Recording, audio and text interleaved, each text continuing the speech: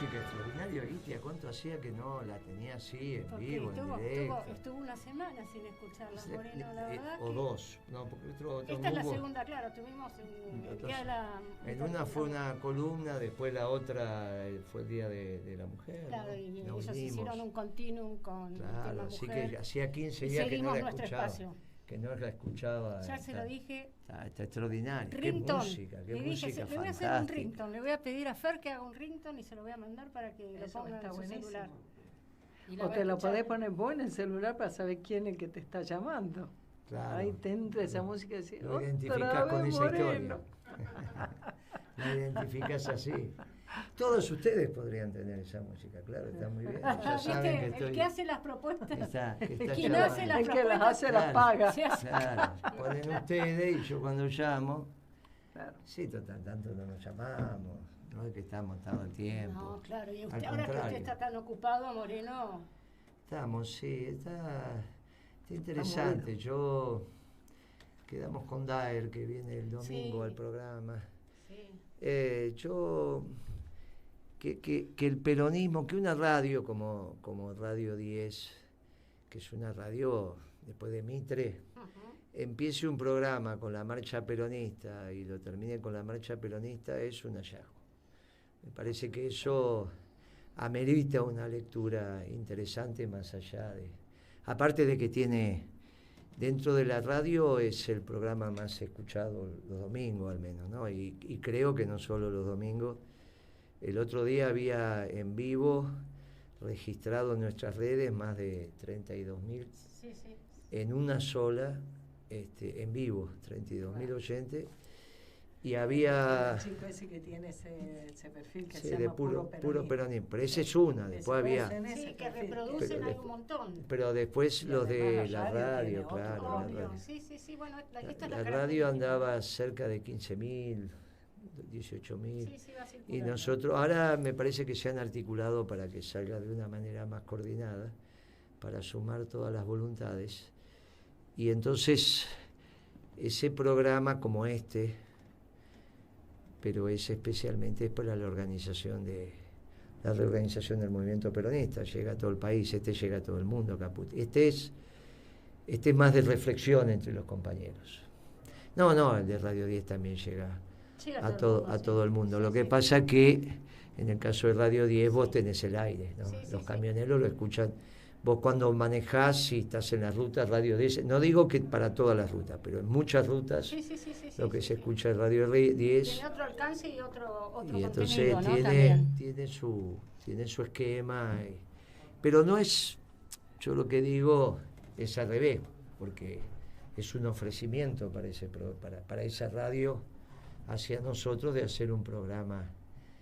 Y hay que tener una lectura que no es solo desde la comunicación o pensar que generamos rating. Si no generábamos rating tampoco estaríamos, porque ahí hay un hecho comercial. Pero no es solo rating. Eso fue primero. Estos años pasados, ese era el motivo, que vos les descuajeringabas los programas, y entonces te invitaban, aunque no les guste, aunque no tengan ningún propósito. Pero ahora es como... alguien que ponga un poco de orden en el pensamiento de lo que pasa. Me parece a mí que tiene más... El programa con... Una voz en el desierto, digamos, al comienzo. Sí, ¿no? El programa con Berni, el programa con Pichetto, con Marchand, fueron generando debates y discusiones. Ahora con Daer obviamente va a ser, después vendrá el programa con los jóvenes, vendrá el programa con las mujeres, vendrá el programa con nuestros expertos en teología, con los técnicos y profesionales. Con las distintas ramas.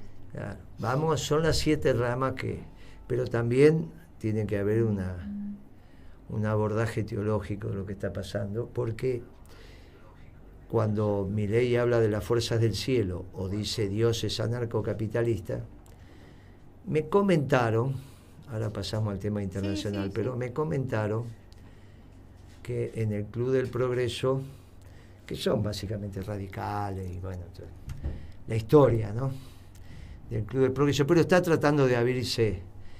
Dio una charla Giacomini que expuso el anarcocapitalismo desde el punto de vista teórico, que era el amigo de de Milei hasta que se pelearon porque Milei decidió hacer un país anarcocapitalista y esto es imposible. No hay si el mundo va al nacionalismo, no puede haber un país anarcocapitalista. Pero fue bien interesante porque entre los invitados había gente del peronismo, de otras corrientes políticas. Claro, la sorpresa que se llevaban a escuchar el anarcocapitalismo. Y es interesante, lo que pasa que en el caso de Giacomini, que es agnóstico, o yo diría que ya es ateo, está convencido, no duda, él ni siquiera tiene la posibilidad de decir Dios es anarcocapitalista, pero sí Milei. O sea, dentro de la secta están los que tienen una teología de que Dios es anarcocapitalista, y para una secta decir que vos llevas el pensamiento de Dios es convincente, es muy fuerte, digamos, para la secta es muy fuerte. Es como cuando los católicos discutimos con los judíos o con los musulmanes y le decimos Dios tuvo un hijo y es cristiano, y bueno, y es nuestro. Bueno, ¿cómo te rebaten eso? Te tienen que rebatir diciendo no tuvo, porque si aceptan que tuvo un hijo, entonces los musulmanes te dicen no seas infiel y los judíos te dicen estamos esperando. Pero cuando vos lo llevas al debate final, bueno, tuvo un hijo y es nuestro, ya ganaste el debate. ¿Qué marketing te puede superar? Cuando él dice Dios es anarcocapitalista, es una teología muy elemental, incorrecta, pero vos tenés que explicar esa teología. Por eso hoy en el programa Debate, que después que termina este programa, sale por Canal 26, Canal 22 de Telecentro. Ahí llevamos al padre Eduardo para profundizar lo que habíamos avanzado de la política sobre qué implica que Dios es anarcocapitalista. Implica que están diciendo una barbaridad. Pero que Diego hable implica también que explica desde la profundidad por qué este gobierno no puede seguir. Y no va a seguir, y va a terminar, va a ser un gobierno breve y de 4 a 6 meses, que es lo que venimos diciendo. Él también lo sostiene, en tanto y en cuanto le empieza a señalar las inconsistencias de un esquema anarcocapitalista con Estado, y dice, esto es imposible. Entonces se estrella contra su propia lógica.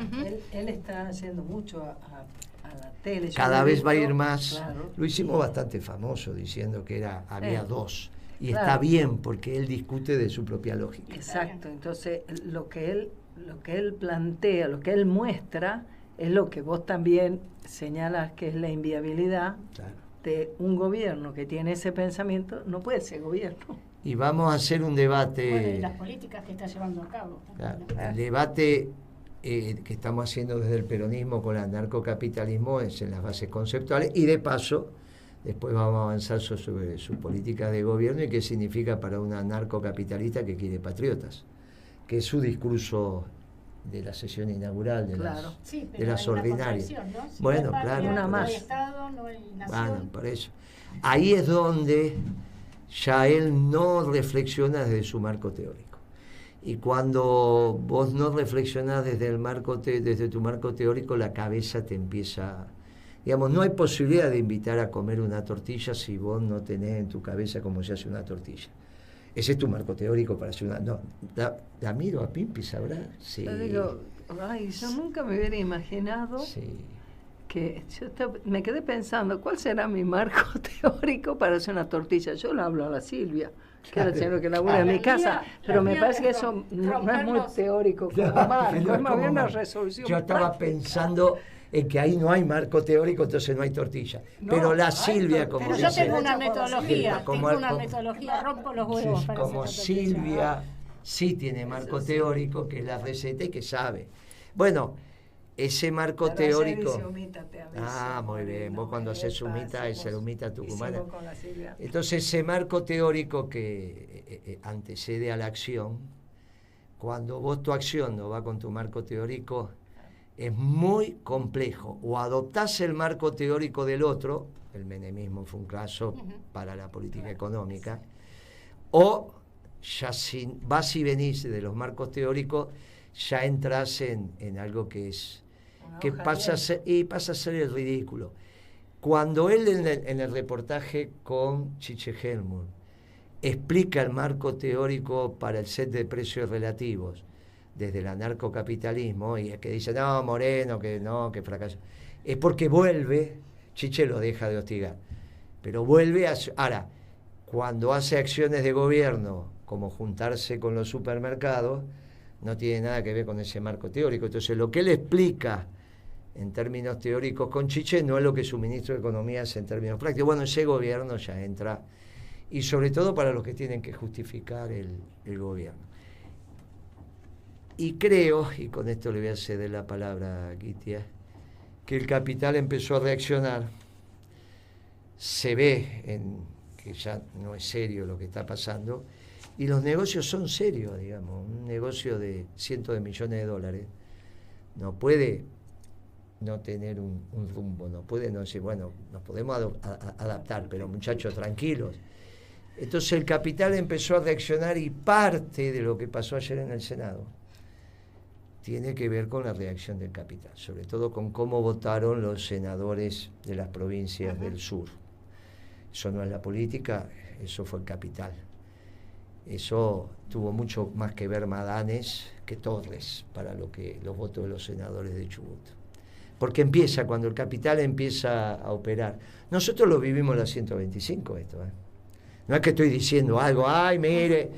Y yo le digo, muchacho, el capital opera con bisturí. Cuando el bisturí no le da el resultado porque no lo puede trabajar, bombardean la plaza, que fue lo que le pasó al peronismo. Acá no va a haber plaza para bombardear porque alcanza con el bisturí. Nosotros en la 125, ellos trabajaron, nos ganaron la votación, porque aparte era un mamarracho lo que había hecho Lustó, y como lo había comunicado Alberto, otro mamarracho. Alguna vez Cristina va a tener que explicar la 125 de su óptica, la va a tener que explicar. No puede morirse Cristina sin explicar la 125, porque es un hecho histórico muy trascendental. Habló sinceramente, no dijo mucho. Tiene que explicar la cocina de lo que pasó. Ella, Zanini, Lustó no va a escribir nunca de esto. Urquiza, estuve con él, me dijo, ya escribiste vos. Alberto no va a escribir, queda Cristina para escribir. Yo ya lo hice, pero la parcialidad que me tocó. Ella tiene que escribir, tiene que explicarle a las generaciones que vienen qué es lo que pasó, la verdad histórica. Tiene que aprovechar estos tiempos para escribir eso. No necesita escribir un libro, necesita escribir. Tiene que contar las verdades. Tiene que contar esa verdad, y tiene que contar la verdad de por qué autorizó el sesgo del modelo nacional y popular hacia que iba hacia el consumo para que fuera la producción, y cambió de opinión. Tiene que explicar qué pasó en esas 10 horas. Cuando ella me dice a mí, me explotó el gabinete, bueno, ya no necesito, porque es una decisión tomada y yo las decisiones... Pero tiene que explicar qué significó. Porque a mí los compañeros me dicen, ¿pero qué significa que explotó el gabinete? Y yo supongo que ya son las limitaciones a la toma de decisiones contrario a lo que ella quizás llamaba el poder fáctico. Entonces resulta que con Kicillof acumulaba poder. Hay algo ahí, o cambió su marco teórico. Tiene que explicar. Después ya tiene que, por lo menos esos dos temas, y yo supongo que cuando revisemos nos van a pasar mucho más, la designación de Galucho, como fue quizás la anécdota del gobernador de Entre Ríos, pero ¿qué hubo? ¿Por qué empezamos a dolarizar las tarifas en ese momento? Tiene que explicar. Hay que explicar las decisiones tomadas. Porque ¿sabe qué pasa, Gitia? Casi que ya no tengo duda que el próximo gobierno peronista, que el próximo gobierno va a ser peronista, no tengo duda. Y bueno, lo dijo, el próximo gobierno peronista ya no tengo duda. No, estamos en una situación muy delicada. Lo que ha pasado esta semana con el presidente diciendo que va a ahorcar a la vicepresidenta, o metiéndose... O sea, dando ok a un sí, tweet que bueno, dice cuando eso. vos das el ok, decís eso. Claro. que está bien. Por vos, bueno, es lo mismo, porque él le dijo me gusta. Si no hubiese dicho me gusta, es uno por ahí. Es el presidente de la nación. Bueno, por eso, ¿no? que va a ahorcar a la vicepresidenta si esto pasaba. Bueno, pasó y no Tremendo. pasó nada. Yo le dije en Radio 10, en el programa de Nancy Paso, porque estaban hablando de una pueblada para esa tarde, O sea, Nancy dice, en este momento todas las redes están hablando de pueblada. Yo le digo, miren, cuidado, porque el peronismo va a ir a defender la institucionalidad. El peronismo va a ir. No van a ahorcar a nadie en plaza pública. O sea pero el presidente quiere llevar el país hacia la anomia. Levantó la cosa, ¿no? Después. Aflojó después, al otro día. Pero ayer a la tarde aflojó. Bueno, ¿ya no lo ahorcaba? La cosa, digamos, lo que el tipo manda a decir, se ve yo te digo, que a las 2 de la tarde, cuando entro, Nancy Paso, yo te digo en vivo, a las 2 de la tarde me dice, están convocando una pueblada, porque ya había pasado la votación de prueba para posponer y había perdido 31 a no sé cuánto. 41. Entonces, ellos, 41 o 42 fue lo que sacó después, claro. 42 sacó después, y ahí sacaron 25. En la primera sacaron 31. En la votación sacaron 25. Entonces, él ya vio eso y capaz que... Pero en ese momento todavía estábamos en veremos. Después se metieron con su condición sexual de la vicepresidenta. Hicieron circular. Que tiene, a mí, que cada uno hace lo que quiere. Pero el presidente va transitando hacia la anomia y el peronismo lo tiene que evitar. Lo va a evitar. Ahora, el peronismo no tiene resuelto, y obviamente nosotros vamos a presentar el plan de gobierno, pero hay un debate interno sobre cuál va a ser, sobre todo la política económica del peronismo. Porque una cosa es la década ganada y otra cosa es la estupidez de Guzmán y del progresismo. Eso vuelve a fracasar. Ese debate tiene que ser público. Es más de lo mismo, además. Bueno, pero el debate es público. Y ahí vienen las confrontaciones entre el progresismo en términos económicos, salvo que se les diga de que va a ser el que va a conducir ese área y se lo deje a Guzmán o a otro, de Kicillof. Pero Kicillof en su discurso se metió otra vez intentando justificar lo injustificable. Es la política económica progresista, el Estado centrista. El documento de Cristina es estadocéntrico. Entonces tenemos un problema, porque eso va al fracaso. Entonces hay un debate que se empieza a dar ahora de segundo orden, que tiene que ver con cuál va a ser la política económica que va a llevar el superior gobierno peronista. Que no es que primero ganemos y después vemos, porque eso es el diciendo, no, primero estamos todos juntos, le ganamos no sé a quién y después vemos la política que tomamos. Eso ya lo hicieron, muchachos. Ya pasó en el 19. Ahora estamos discutiendo cuál va a ser la política. Ahora el pueblo peronista tiene que discutir cuál va a ser su política económica. En el seno del movimiento peronista. Ahora, todavía no está organizado y por lo tanto está claro que se tiene que dar públicamente, porque por ahí la realidad nos va llevando. Por ahí la realidad viene muy rápido. Entonces, entiendan los compañeros que el debate es muy profundo. Porque ¿qué sentido tiene volver al gobierno si vamos a fracasar? Como con Alberto Fernández, porque hace la misma política económica. Y vas a hacer sufrir al pueblo como ya lo hiciste sufrir. Y esto es lo que está pasando. Porque esta teoría de que hubo un progresismo bobo en el gobierno. Pero ahí el problema está centrado en el adjetivo, bobo. ¿Está claro? Parecería ser que si hay un progresismo inteligente, el gobierno puede ser exitoso. Ese es un error garrafal. El problema no es si bobo o inteligente, es el progresismo, como piensa la economía. Eso es lo que está mal. Y ese debate hoy lo encarna Kicillof. El progresismo como escuela económica, haciendo entrismo en el peronismo, y que es el que fracasó, lo encarna Kicillof. Entonces tenemos un debate que se cruza, ¿no? Vení a hablar con el director de la radio de acá de Caput y te dice, pero Guillermo, tengo que estar todos juntos. Y yo le contesto, ¿para qué? No, para el gobierno. No, querido, si vamos a hacer la política económica del progresismo, como le hizo Guzmán, y los 2 últimos años del gobierno de Cristina con Kicillof fracasan. Entonces no tiene ningún sentido que vos prometas peronismo y después hagas política económica progresista. La solución a esto es que Kicillof se corra de querer conducir la política económica. Diga, bueno, está bien, conduce el peronismo y ahí está la Comisión de Economía. No, Moreno, el que hace el surco no lo ocupa, siempre es en política. Yo estoy haciendo el surco, el que hace el surco no lo ocupa. Así que no se aflijan por eso. Ya se dirá, el tiempo lo dirá, pero la historia. Muchachos, a ver si lo entendemos. Homo va a estar a disposición, uno lo va a decir, uno lo va a hacer, uno va a estar hasta... Pero muchachos, el peronismo tiene cantidad de cuadros para ocupar, cantidad. La Comisión de Economía ya hay más de 40.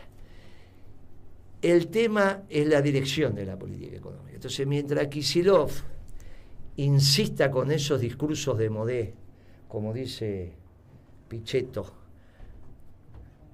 primero, después tuvo que decir blanco y negro, porque cuando dijo el color que corresponde nadie lo entendía, que era el color sepia. Sí. Claro, porque era el color que tenía la revista, claro. Y dijo sepia, todos se quedaron en duro de los más diciendo, ¿de qué está hablando? Yo le dije, bueno, dice blanco y negro. Y entonces Pichetto se dio cuenta y dijo, es blanco y negro. Cuando hago ese discurso, color sepia, implica que él tiene la voluntad de conducir económicamente el próximo gobierno peronista. Y fracasaron. La economía progresista fracasó con Alfonsín, con De la Rúa, los 2 años de Kicillof y los 4 años de Alberto. No es que son bobos. Alfonsín no era ningún bobo. La política económica que hizo con los conceptos socialdemócratas fracasó y te llevó a la hiper. Lo mismo De la Rúa, al sector externo. Y la consecuencia de ese fracaso no es inocua, es cada vez el deterioro mayor de la vida de nuestro pueblo. Porque has visto como en todo, vos te vas comiendo, después te cae un diente, después te cae el pelo, ¿no? ¿Verdad? O sea, cada vez tenés menos para entregar. No, es muy grave, porque no es que fracasó como un hecho ajeno, es fracasó y nos arrastraste. Por lo menos así lo que yo diría. Sí, el tema es que en los fracasos también están los 2 años de Kicillof. No son ningún éxito, eso es una mentira, como el precio cuidado, es una mentira. Una mentira. Un programa que siguió Macri no puede servir para nada y no servía para nada. ¿Está bien? Y Macri siguió con precio cuidado, déjense de joder con esa estupidez. Y después, el fracaso rotundo de Alberto Fernández con un teórico de la economía socialdemócrata como era Guzmán. Es un teórico junto con Stiglitz de la economía socialdemócrata. No es que no es. Está formado de esa manera. Y que ahora vuelve a aparecer también. Habla. Bueno, hasta Alberto si la discusión es con Guzmán, corremos a Kicillof, lo dejamos de gobernador y se terminó el debate que estamos teniendo. Ahora, si ese debate lo quiere encarnar Kicillof, nos lleva al fracaso, no tenemos alternativa y lo tenemos que dar ahora. Ahora, y por eso se está dando. Y, no, pero es gobernador, y lo lamento, que trabaje de gobernador y no de teórico de la economía para el próximo gobierno peronista. Y entonces vamos encuadrando la situación. Y si no, evidentemente esto seguirá así. Porque, ¿sabe qué pasa? Las revoluciones, y el peronismo tiene que terminar su revolución, fracasa también con una contrarrevolución. Pero dentro de la propia revolución también triunfa una línea, que es lo que algunos no entendieron ayer en Duro de Domar, entonces lo terminamos de explicar. Entre Lenin y Trotsky fue Lenin, y al otro lo mataron. Y eso pasa también, en las revoluciones pasa. La revolución triunfante, cualquiera lo que usted diga, con la maoísta, la cubana la tienen más cerca, entonces saben quién pagó el pato. Pero pasa. Y en la revolución peronista, para que sea exitosa, no hay lugar para el progresismo en términos de gestión de económico. Claro. Entonces, muchachos, entiendan esto y tomen sus decisiones. Y después las decisiones son, ya saben dónde vamos a estar nosotros. Pero aparte, y esto es lo interesante, el mundo favorece la revolución peronista. ¿Y quién mejor que Guitia para que nos hable de eso? ¿No le parece, Pimpi? Absolutamente. Mire cómo me dio el pie para hablar, pero bueno, es cierto, claramente que el mundo favorece la revolución, pero en este es un mundo que se va sentando sobre los vectores de energía, alimentos y sobre los procesos nacionales. Nosotros apuntamos que sea de inclusión, claramente, y no también un nacionalismo excluyente como está ocurriendo en algunos lugares. Pero bueno, el tema que quería tocar hoy especialmente, que me parece bastante preocupante desde el punto de vista de la geopolítica del Atlántico Sur, de nuestras Islas Malvinas, de nuestra soberanía y de nuestra proyección antártica, es que está ocurriendo con el Reino Unido, ¿no? Que está moviendo piezas en el Atlántico Sur, en una zona que está en disputa y de manera unilateral, y está, de alguna manera, está plantando soberanía sobre las Islas Malvinas. Vino el canciller, ¿se acuerdan que con motivo del encuentro de los cancilleres del G20 en Brasil, en Río de Janeiro, el canciller británico aprovechó, hizo una recorrida, pero no solamente, difundió un video reafirmando el apoyo a la autodeterminación de los habitantes? Digo, no es nada nuevo, pero si vemos la cadena de sucesos, vemos que están avanzando claramente en una dirección. La siguiente medida, que fue en marzo, fue ampliar la zona de exclusión para la pesca en las islas Georgias y Sandwich del Sur. Amplió la zona. Ya lo venían de manera unilateral. Dijeron, acá no se pesca, acá no se comercia. Digo, esta zona es nuestra. Incluso ellos son los que conceden derechos para la explotación en esos lugares. La siguiente medida, que me parece que ya venía de antes, pero ahora, digamos, se pone en escena mucho más fuerte. Ya hubo protestas anteriores, en el gobierno anterior inclusive, pero fundamentalmente de Tierra del Fuego, ¿no? Que es una zona que es un lugar de nuestra patria que está en la zona más austral y además, digamos, está más cerca de la zona del conflicto. Ahora empieza la construcción de un puerto. De un megapuerto. Sí, ¿no? Hub estratégico, le llaman, un megapuerto en las Islas Malvinas, digamos, tiran abajo lo que es el puerto Stanley. Esto, que ellos llaman Stanley, no, nosotros lo llamamos puerto argentino, por supuesto, pero ya estoy hablando desde la mirada británica.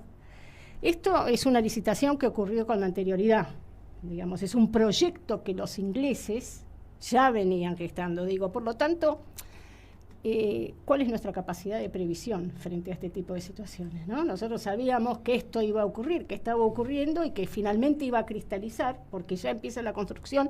En el 2027 piensan finalizar este puerto, que va a ser para la circulación, digamos, para que vayan, ya sean buques de investigación, buques comerciales, petroleros, buques de investigación.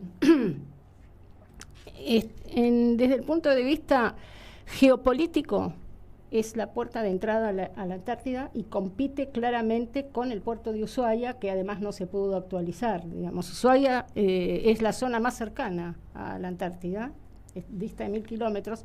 Este mega emprendimiento además ofrece servicios especializados para la Antártida. Es, digamos, la entrada a la Antártida, pero mirando, digamos, el rol estratégico que tiene la Antártida. Entonces, lo que estamos viendo claramente es que sumémosle a esto las bases militares. La base militar, los submarinos nucleares, los ensayos misilísticos, sumémosle todo lo que tiene que ver con el punto de vista militar, con el punto de vista de los recursos naturales de esa zona del Atlántico Sur y lo que tiene que ver con la proyección antártica. Entonces estamos realmente desde el punto, y si lo situamos en el contexto del Atlántico Sur, se fortalece el eje Malvinas-Ascensión. Isla de Ascensión, sí señora. Claramente, se fortalece. Clarísimo, ahí hay un eje militar, porque lo que usted está diciendo que es de hecho, eso no está, vamos a aclarar algunos temas. Cuando el mundo coordina, eso empezó en los 90 con Menem. Sí. Las 200 millas. Sí, la zona exclusiva.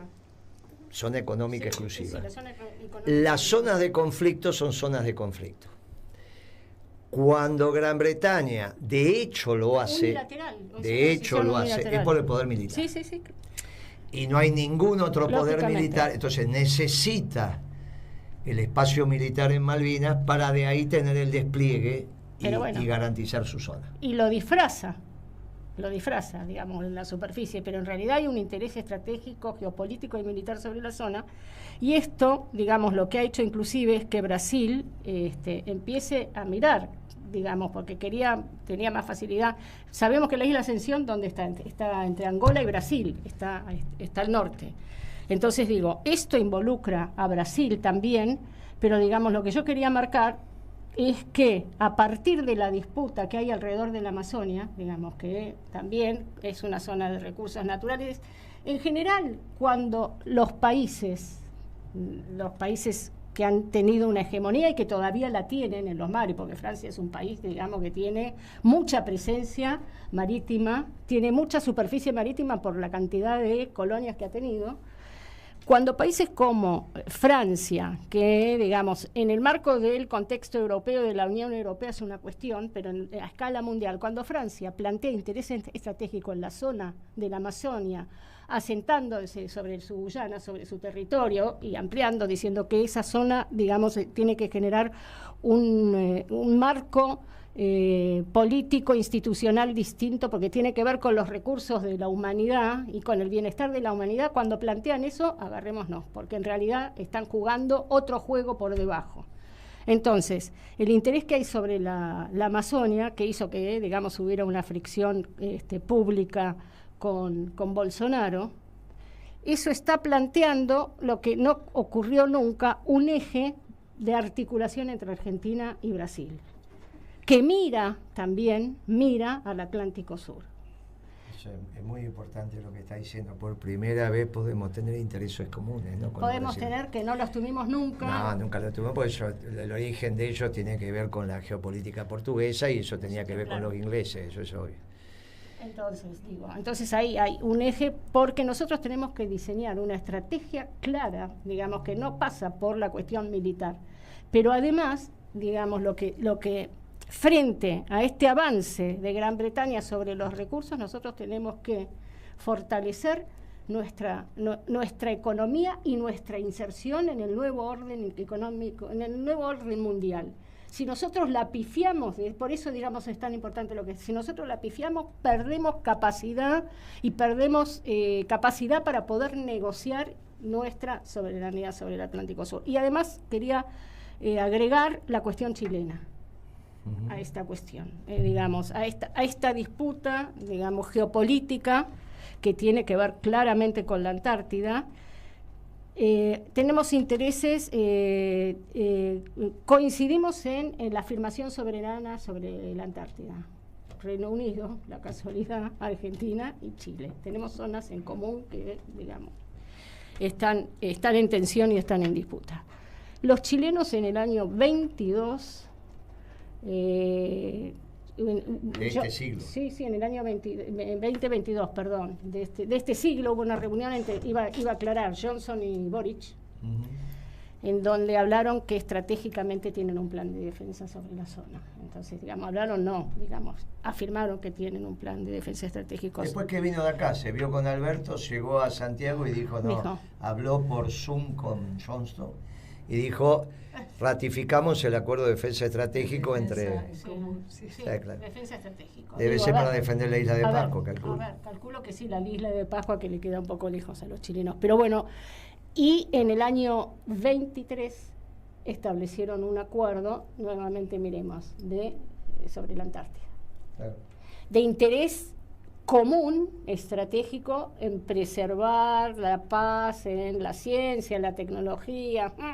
Bueno, yo cuando aparecen con esta cuestión, los recursos naturales, muchas veces detrás de estas cuestiones está el control de los recursos estratégicos y naturales. Bueno, entonces esto, digamos, hay que tenerlo bien en cuenta para poder definir una estrategia para el Atlántico Sur clara, pero una estrategia en el Atlántico Sur se tiene que asentar en una política nacional soberana. Esto es lo que yo quiero marcar, en un proyecto nacional soberano y en una clara inserción internacional cuando tenemos, digamos, capaz que podemos cerrar esto con lo que vos planteaste, de asentarnos, insertarnos, tenemos las mejores condiciones para insertarnos en el nuevo orden económico, en el nuevo orden internacional. Yo que el mundo por primera vez no le va de frente al peronismo. El próximo gobierno peronista tiene todas las condiciones para ser exitoso por los próximos 30 años si damos en la tecla con la política económica. Entonces, el debate con los que acaban de fracasar, pero que siguen diciendo que en realidad fracasaron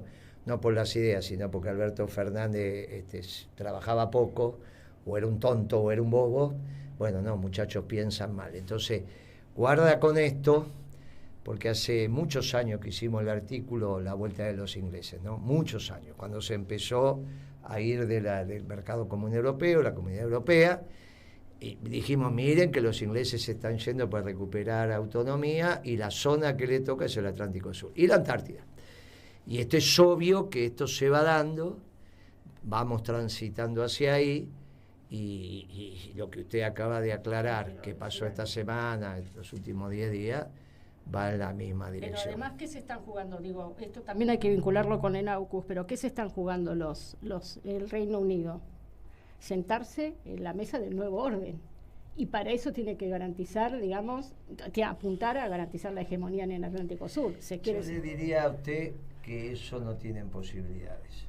La mesa del nuevo orden son 3. Putin, Trump y... Pero bueno, los ingleses también... segundo, y el Papa. El segundo anillo lo van a discutir. Es muy interesante porque en Europa el rey de la socialdemocracia, que se besuqueaba con Alberto y se papaban de armas, creo yo, todo el tiempo, ahora está virando al nacionalismo. Francia está planteando la militarización de Europa, incluido el servicio militar obligatorio ya para mujeres y hombres, en la industria de defensa, que nunca dejó de tener, y la posibilidad incluso, que no lo va a hacer, creo, de mandar tropas a Ucrania. Entonces, no Alemania, ni Italia, no, es Francia la que tiene potencia, la potencia nuclear continental, empieza a discutir nuevamente con Inglaterra, dice, muchachos, yo también quiero un lugar en el mundo. Y obviamente el vector bélico empieza a estar. Muy interesante, porque si Macron, que era el rey de la socialdemocracia, empieza a virar al nacionalismo, ¿quién le dice a usted, Pimpe, que Kicillof por ahí no se escucha y empieza a cambiar? Kicillof es más viejo que Macron. Hay que reconocer que es un matambre más duro, Kicillof es más viejo. Y cuanto más viejo soy, más difícil. Yo pediste que ahora aprenda a hacer una tortilla vos, olvídate. Pero ya no hay manera de que podamos hacer eso. Ahora, si está cambiando Macron, podría cambiar Kicillof. Pero bueno, yo igual quería cerrar esto, digamos. Habrá que encontrarse con él para explicárselo, capaz. Capaz que sí. El peronismo justamente tiene un proyecto nacional soberano sentado sobre, digamos, lo que hoy podríamos mirar como nacionalismo de inclusión, y esta concepción de defensa nacional integral, ¿no? Todos los recursos de una patria puestos en la función de la defensa. Esto es un tema y, digamos, el peronismo mira este nuevo orden internacional desde el lugar correcto, y esto nos fortalece como nación para, digamos, pelear nuestros derechos en el Atlántico Sur, en la Antártida y donde los tengamos que pelear. Muy bien, porque la defensa, al ser integral, es el conjunto de la nación, sí, son todos los que es la nación en armas para defender el patrimonio común, sí, que es la patria. Ahora, resulta que Milei le parece que es muy costoso que nuestras mujeres mayores se jubilen si no han hecho aporte y no estudian nada, porque en realidad sale mucho más, es mucho más costoso si no tienen nada, porque igual te tenés que ocupar, que van a estar tiradas por la calle. ¿No, Pimpi? Exactamente. Mira, hay como varios aspectos del cual uno tiene que tomar esas declaraciones tan desafortunadas del presidente. Mi mamá tiene que ganar, ¿cómo mi mamá va a ganar la misma jubilación que mi papá? Que además te digo, seguro que no es la misma, porque el papá capaz que ha completado los 30 años anticipadamente, en cambio la señora tal vez lo estuvo completando después, durante 10 años pagando la moratoria. Punto 1. para hablar de jubilados, ¿no? La moratoria se paga. Punto 2. El financiamiento de las jubilaciones tiene una mitad proveniente de lo que son aportes y contribuciones de trabajadores y los empleadores. Pero la otra mitad viene de los impuestos, tiene un 15% de los combustibles, tiene algo de ganancia, es un Tetris de contribuciones, un combo. Por lo tanto, la señora o el señor se jubiló por moratoria, también contribuyó con el IVA, con esto, con cada vez que puso nafta en el auto. Pero de fondo, lo más tremendo, la inhumanidad de este gobierno y de este presidente, es decir, dijo que las amas de casa tengan jubilación, degrada la jubilación, dijo. También, ¿no? Pero la Mondino, capaz que ella es inmortal, porque descubrió que los jubilados, porque ella no está jubilada, dijo que los jubilados se van a morir. Claro. Capaz que ella no le va a tocar. La verdad, sí, bien prudente, bien diplomática. No, me refiero a esto. Sí. Es evidente que lo que le da calidad a una sociedad es cómo construye su comunidad, alrededor de qué valores se forma, cómo educa a los chicos, cómo transmite la identidad cultural, las costumbres, cómo le enseña a los chicos a sentarse a la mesa, a respetar a los mayores, a comer con cuchillo y tenedor, a la rutina y la responsabilidad de ir a la escuela, a tener la posibilidad de tener un proyecto. Bueno, todo eso se logra con la familia, se logra en un hogar. Y en el porcentaje más alto que se te ocurra, más del 90% de los hogares, están estructurados alrededor del trabajo, de todo ese trabajo que hace una ama de casa. Y ese trabajo es trabajo, nada más que no se está pagando. Ya Evita decía, mira, pensá que Evita nos ha dejado hace 71 años físicamente, ¿no? Y nos sigue acompañando hoy. Evita decía que había que tener cuidado porque las mujeres tenían muchas oportunidades en ese momento de integrarse, de tener un empleo, de tener su plata, que no fuéramos a descuidar, decía ella, la tarea más importante que tenemos las mujeres, que precisamente es cuidar nuestra familia. Y vos pensé en el caso extremo, hay un bebé y no lo cuida nadie, murió. No hay forma que los seres humanos vivamos si no nos cuidaron. No existe. Es materialmente imposible. Por lo tanto, un mínimo de respeto. Vos estás acá, estás en el mundo, estás teniendo este lugar porque hubo una señora que administraba la casa, que hacía las compras, que te tenía listo para que vayas a la escuela con el delantal limpio y cuando jugaba al fútbol te tenía la ropa y que capaz que si te hacían bullying, esa señora como tu hermana te consolaban. Y como esa señora que es tu mamá, la mamá de cada una de las personas que hay en un hogar. Nosotros en el año 2003 logramos, yo era legisladora de la ciudad, que se apruebe una ley para que se hagan encuestas de uso del tiempo. ¿Sabes por qué, Guillermo? Porque como el trabajo del hogar no tiene un salario, no está medido económicamente, claro, pero como no había, hasta que se empezaron a emplear las encuestas de uso del tiempo, es como que no había ninguna forma objetiva de tomar nota de cuánto era la contribución a la creación de esa riqueza, de bienes y de servicios. Y te digo que en eso confluyen, ¿no? Confluyen estos anarcocapitalistas, los neoliberales, los socialdemócratas, todos ellos piensan que el trabajo de cuidado se valoriza económicamente cuando se hace fuera de la casa, nunca dentro de la casa. Y vos te vas a dar cuenta, nadie más que no sea el peronismo habla el sindicato de ama de casa desde ya, habla del valor social, económico, indispensable de ese trabajo. Y por lo tanto, el derecho a una mujer que ya trabajó toda su vida a no tener que andar con la mano así para ver, ¿y me das? Porque, no, pero ¿cómo? Si ayer ya te he dado 2.000. Y bueno, pero cuando esa cosa de tener que ponerte por debajo, y cuando sos grande ahora le tenés que pedir a tu hijo y rendirle cuenta, no cuidar la dignidad de tu trabajo. Y el punto adicional que me gustaría señalar es el siguiente. Cuando dicen, Nico no hizo aporte, Nico no tiene que hacer aporte, se lo tiene que hacer su empleador, que le retiene del sueldo y pone la parte que le toca.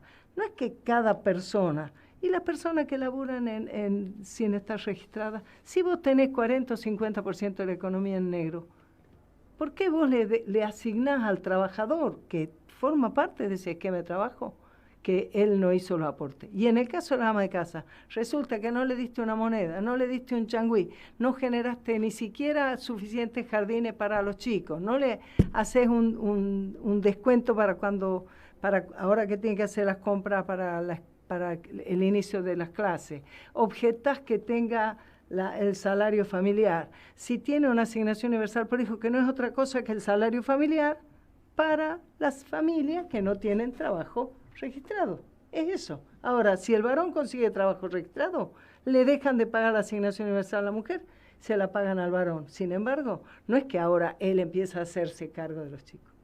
Hay familias que están solamente a cargo de las mujeres. Entonces, si no se puede mirar cómo hacemos del espacio de construir una comunidad en la que cuidamos esos valores.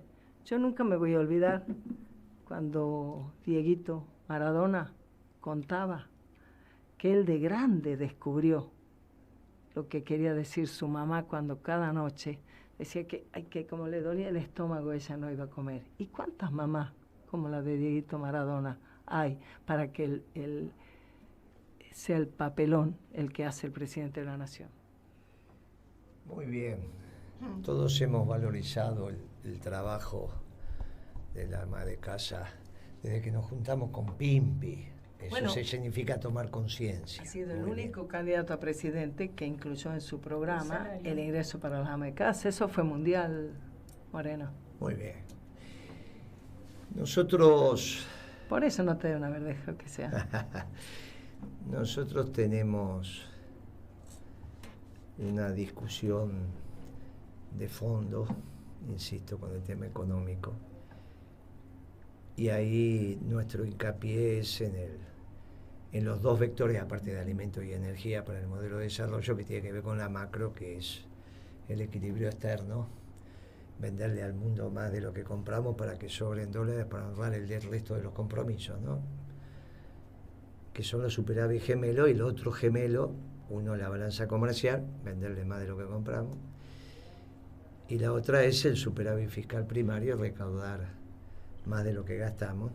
Te sobran unas monedas y con eso pagás los intereses de la deuda, y entonces tenés el presupuesto equilibrado, incluyendo los intereses de la deuda. El gobierno acaba de lanzar un Twitter, Caputo, diciendo por segundo mes tenemos un superávit financiero, que recaudó más de lo que gastó y le sobró para pagar los intereses. Le sobró, según Caputo, en el entorno de 300.000 millones de pesos. Claro, ahí hay dos conceptos que se pueden utilizar para hacer la contabilidad. Ya lo hemos contado, pero lo volvemos a contar. Tantos programas hemos hecho a lo largo de estos años, que muchos conceptos. Hacer la cuenta. Muchos, pero los que escuchan los primeros programas, porque ahí están, pueden ver si lo que decimos se cumple o no se cumple. Hay dos conceptos, hay dos maneras de hacer la contabilidad. El concepto caja, que es cuánta plata me entró y cuánta plata pagué, que no está ni bien ni mal, es un concepto. Cuánta plata me entró, cuánta plata pagué. El problema que tiene ese concepto para el buen hombre de negocio, que no registra las deudas, registra lo que pagué. Me entraron 100 facturas, pagué 50 no las pagué, por lo tanto puedo tener la plata en la caja. Viene el contador, hace un arqueo de caja y dice toda la plata que tenés, pero el contador también tiene que arquear las deudas. Cuando te dice, mira, che, tenés todas estas deudas vencidas, esa plata que tenés en la caja no tenés nada, no te alcanza para pagar. El otro concepto es precisamente ese, el concepto de vengado. No es cuánto recaudé, cuánto pagué. Es lo que recaudé, lo que recaudé. Y lo que pagué es si pagué todo lo que tenía que pagar o no pagué todo lo que tenía que pagar. Si no pagué todo lo que tenía que pagar y me sobra plata, es medio engañapichanga, ¿no? Tenemos un montón de plata en casa porque no pagamos la luz, el alquiler, las expensas, no pagamos el gas. Bueno, entonces si no pagaste sobra plata, pero en realidad vos sabés en tu fuero íntimo que no te está alcanzando. Milei, Caputo, no tienen superávit en las cuentas públicas si es el concepto de vengado, que es el que tiene que utilizar el buen hombre de negocio. Pero como tiene un montón de cosas que no paga, entre ellas las jubilaciones actualizadas con la tremenda inflación que hubo. A ningún gobierno sensato se le ocurre que con la inflación solo que hubo en febrero no dar algo a las jubilaciones, porque pasa lo que está pasando, que los jubilados ya no pueden ni comprar los remedios. Entonces, como no paga lo que tiene que pagar, se van a gloria de un superávit financiero. Las cuentas que nosotros hacemos siempre es con el criterio de buen hombre de negocio. El criterio que hace cualquier empresario. Mire, muchachos, no tengo plata en la caja. Si pagamos lo que debemos, puede ser que lo que debo no venció o que lo debo venció. En este caso, para el gobierno, lo que debe venció. Con el concepto de vengado, tiene un déficit fiscal total, incluyendo el cuasi fiscal, que son los intereses que paga el Banco Central, que los paga otra vez con papeles de colores, los sigue pagando con las LEVAC. Los intereses, vos tenés LEVAC, te pago intereses y te doy más LEVAC, o sea que es una deuda que a larga va a aparecer, que está en el orden de 16 puntos del PBI. Si el gobierno pagara lo que tendría que haber pagado, por ejemplo, Camesa, pagar los libramientos impagos de la factura que no pagó, y contabiliza el cuasi fiscal, está en el orden de 16 puntos del PBI. Alfonsín se fue cuando tenía 14. No, bueno, pero él dice que tiene superávit. Bueno, porque es esta historia. El concepto de devengado frente al concepto caja. Como él se sienta frente a la caja y dijo no pago, incluso dentro del Estado lo que están diciendo ya los muchachos son los programas que no tienen presupuesto.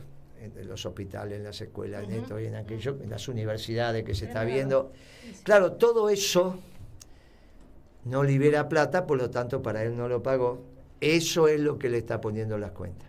Pero es una engañapichanga, no se están mintiendo. Pero el problema es que también le mente al presidente.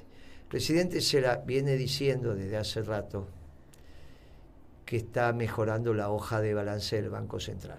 Lo dijo en los discursos, lo dice. Eso es el balance. Se llama hoja de balance porque el balance es trimestral o anual. Todas las semanas saca una hoja que la va mejorando. No es cierto. El Banco Central tiene más reservas. Tiene más reservas que obviamente no son del Banco Central. Las reservas sí, pero no los dólares, son del sector privado, que son los que exportaron. Por lo tanto, para comprar esas reservas dio pesos. Las reservas en el activo, caja, que en este caso sería reservas, es una cuenta del activo. La plata que emite para comprar esas reservas al sector privado es una cuenta del pasivo. Toda la plata emitida es la base monetaria. La base monetaria se mantiene prácticamente estanca desde el 31 de enero hasta ahora. Prácticamente, un poquito más, un poquito menos, pero está ahí.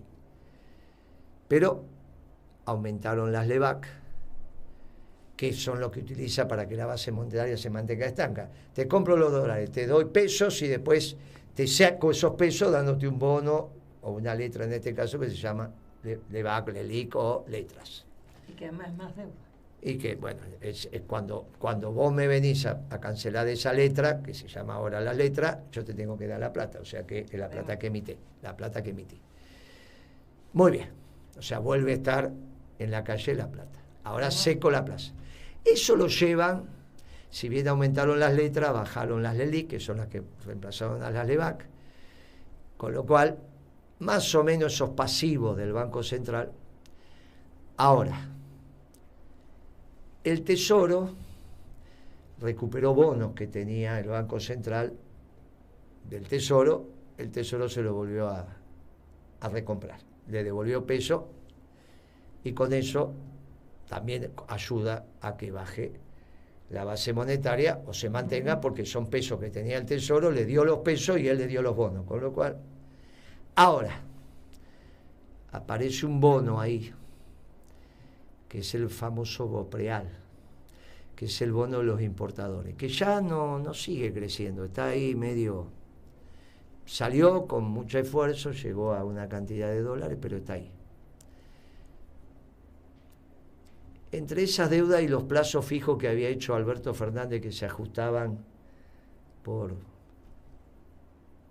el tipo de cambio, ¿se acuerda que se armó un lío bárbaro? ¿Cómo vamos a estar haciendo plazos fijos que se ajustan por el tipo de cambio para los importadores?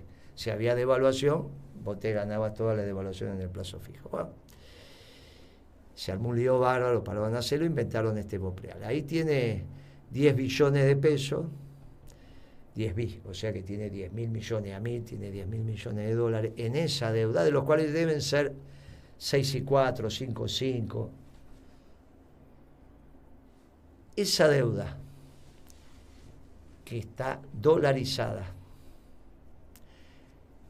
es más que las reservas que incrementó el Banco Central por los dólares que compró. Cuando dice, no, pero mire, tenemos más reservas, no te cuenta la otra parte. Es como lo que te conté entre caja y devengado, ahora te lo cuento entre activo y pasivo. Viste que dice, no, porque nosotros tenemos... Es verdad, tiene más reservas, lo que no te cuenta es que tiene más deuda. Cuando vos sacás la fotografía sobre lo que pasaba en diciembre y lo que pasa ahora con el balance del Banco Central, lo tenés que mirar también por el patrimonio neto, que es activo menos pasivo, eso lo saben.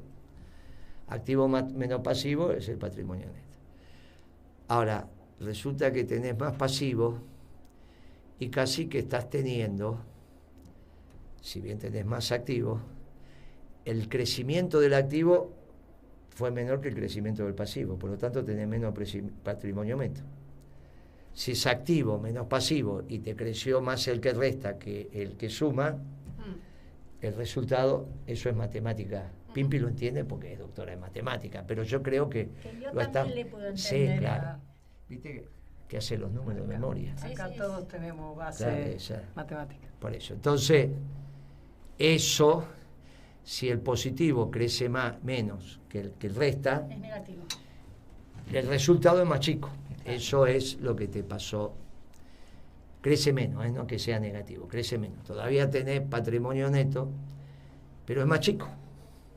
Entonces, la hoja de balance no la están limpiando ni mejorando. Claro, vos mostrás que esto te crece y no mostrás que esto te decrece, aunque todavía no es que es negativo, pero lo mismo va decreciendo, claro. Es tu patrimonio. Es como lo que nos pasa a los que teníamos unos dolaritos guardados y lo estás sacando para pagar la tarjeta, y eso también te decrece tu patrimonio. La hoja de balance del Banco Central no está mejor. Ahora, al presidente le hacen decir que está mejor. El presidente está diciendo cosas que no están bien. Dice cosas que no están bien. Por ejemplo, en el reportaje con Chiche Helmut dijo, pero ¿cómo me viene a hablar de las jubilaciones? Cuando yo llegué él dijo 80, ponerle $100, 110 y ahora está 200. Porque la jubilación mínima con el bono son 205.000, por lo tanto a 1.000 son $200. Cuando llegó estaba 100 y pico, 105, bueno, no importa, él dijo 80 porque tomó otro tipo de cambio, no importa. Tiene razón. Cuando vos lo medís en dólares, pero en realidad lo que pasó es que hubo una inflación brutal y el dólar no aumentó. Entonces él permite ahora que decir que una jubilación está a $200, pero que tiene el poder adquisitivo de $60. Porque todos los precios, si vos los medís, lo que compraba esa jubilación, a qué alcanzaba esos 105.000 pesos para comprar en remedios, y lo comparás con ahora, los 205.000, resulta que comprás mucho menos remedios. Él sabe hacer esa cuenta, le mintió a Chiche. Chiche se defendió bien, hasta que le metieron esper. En el reportaje con Chiche de repente entra esper, porque dice, este se desafilió de donde estaba y ahora se afilió a la Libertad Avanza.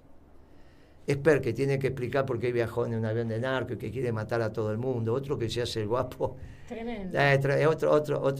Otro está la mala. Bueno, muy bien. Lo tuvieron que meter a Esper ahí, porque estaba haciendo agua el presidente. Es interesante de mirar el reportaje, ¿eh? Mírenlo, es interesante. Tipo le hizo el reportaje, Chiche ya está más allá del bien y del mal, le hacía preguntas. Le hizo las preguntas sobre Caputo, ahí es donde dijo que Moreno fracasó. Y en realidad Moreno fracasó cuando decía que tenía 1% de inflación, lo decía el INDEC, yo también, 0,9. Ellos decían que fracasaba porque tenía 2. Como dicen que mentimos un semestre, que es el semestre del 2007, el miércoles empieza el juicio. De 14 semestres y medio, vio que el otro día me corrigió, aprendí, de 14 semestres y medio hay medio semestre que vamos a juicio, empieza el miércoles. 15 semestres, son 14 años y un semestre, o sea, 14 años y medio. 15 semestres, 14 están ok, 1 está en juicio. Por eso, de 14 semestres y medio hay 1. No es medio semestre, es un semestre. Es un semestre. 14 semestres y medio hay un semestre que está mal. ¿Y qué decía yo? 14 semestres y medio, no. 15 semestres, porque son 14 años y un semestre. Vamos de vuelta. No, 7 años y un semestre. 7 años son 7 años por 2 son 14 semestres. Sí. Más un semestre son 14 pero semestres y medio. No. 15. Son 14 semestres limpito y un semestre en juicio. Sí. No es medio semestre. No, es 14 semestres. Y medio año, entonces, ¿no? 14 semestres y medio. Le faltaba la palabra vos lo que me decís, medio año. No que la cuenta estaba mal, sino la palabra la cuenta año. Estaba perfecta, la descripción era como rara. Estoy hablando, claro, y medio año. Y medio año. No 14 semestres y medio, porque si no usted me dice que serían 14 y 3 meses. Claro. Sí, señor. Entonces, y medio, y un semestre que es medio año. Y medio año. No medio semestre. Usted me está corrigiendo no la cuenta, sino la lengua. Y yo le estaba contestando por el semestre, bueno, por la lengua, por la matemática y no por la lengua. Bien, en esto lo que estamos diciendo es, hay un semestre en discusión y hay 14 que no. En ese, después de muchos años, vamos a ir a juicio y vamos a explicar lo que pasó. Pero si ellos tuvieran la inflación de cuando decía que nos iba mal, se cortarían el brazo izquierdo, el derecho y mucho más. Serían recontra exitosos. Ahora, encima nos iba bien, porque la inflación era la que decíamos nosotros. Ahora que Caputo dice que el INDEC mide mal, porque no toma las promociones 2x1, y nosotros nos cansamos de decir que esto en realidad no pasa en los almacenes, pasa solo en los hipermercados, y que entonces eso lo tenían que ordenar, lo mismo que los descuentos por tarjeta y demás. Pero nunca cuestionamos. Cuando ellos nos dicen a nosotros, no, pero los salarios, el poder adquisitivo, la emisión monetaria, decimos, muchachos, qué lío que hicieron. Ahora Caputo dice lo mismo que decíamos en aquel momento. Justo nos viene bien que el INDEC mide mal, decía Caputo ahora, y por eso hay que terminar con las promociones, para lo que nos está pasando. Todo esto implica que el presidente le están escribiendo algo que no está bien y que él repite. O no leo lo que repite, no lee los diarios y habla con su marco teórico equivocado. Lo hizo con Chiche. Ya Caputo se había reunido con los hipermercados, pero él explicaba la teoría anarcocapitalista para la inflación. El presidente está entrando en un proceso muy complicado. Algunos ya dicen que está desquiciado. Y si está desquiciado, los otros dos poderes tienen que empezar a hablar. Y empezaron a hablar. Nos vemos el viernes que viene, Guitia. Nos vemos el viernes que viene, gracias. Hasta el viernes.